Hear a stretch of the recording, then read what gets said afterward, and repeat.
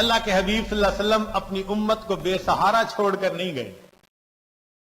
جس کی ضرورت تھی وہ سب کچھ بتلا دیا. کرنا ہمارے ذمہ ہے.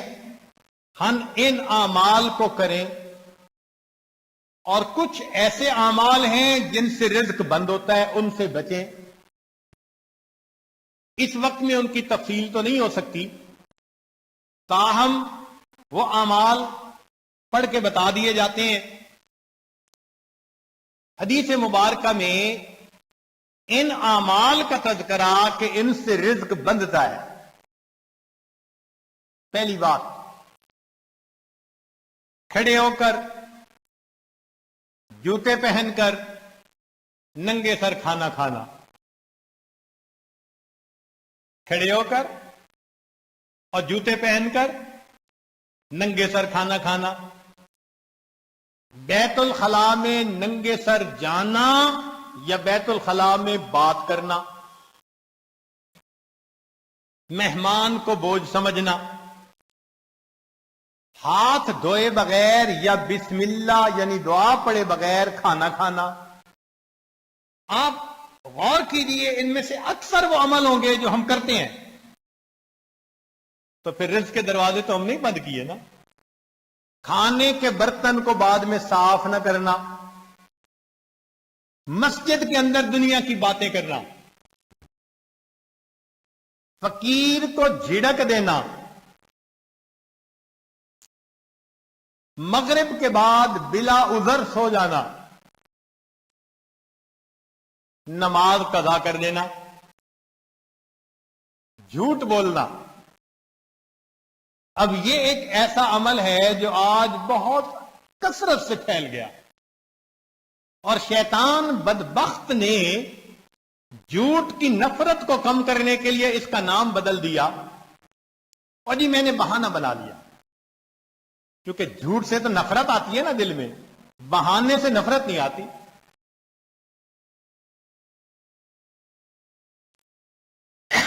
غیبت کا نام گپ شپ رکھ دیا.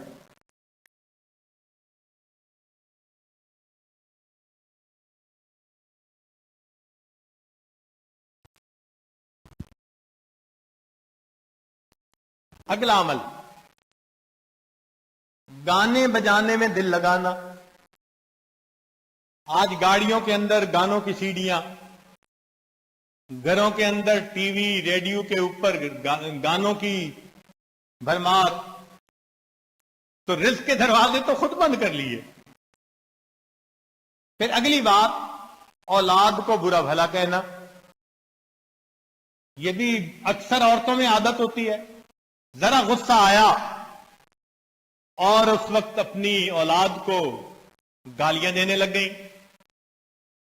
بلکہ آج تو وتیرہ یہ لوگوں نے بنا لیا، اولاد کو دین سے ہٹانے کے لیے گالیاں دیتی ہیں کہ گالیوں سے ڈر کے یہ دین کو چھوڑ دے. قرآن مجید کو بے وضو چھونا، بے وضو ہاتھ لگانا. اور 15 عمل، نامحرم کو دیکھنا. اب سوچ لیجئے کہ یہ گناہ کتنا عام ہے، اور رزق کے بند ہونے کے شکوے بھی عام ہیں. تو پتہ چلتا ہے نا کہ کن وجوہات سے رزق بند ہے.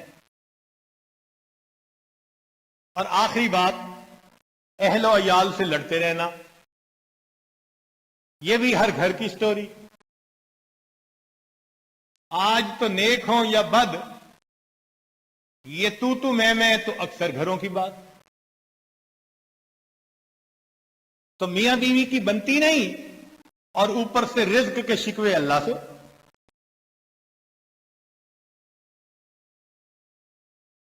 بھئی آپس میں محبت و پیار سے رہیے، پھر دیکھیے اللہ رب العزت کس طرح مدد فرماتے ہیں.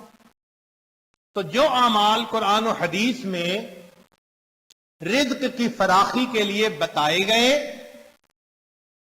وہ کیجئے کہ تاکہ دروازے کھل جائیں،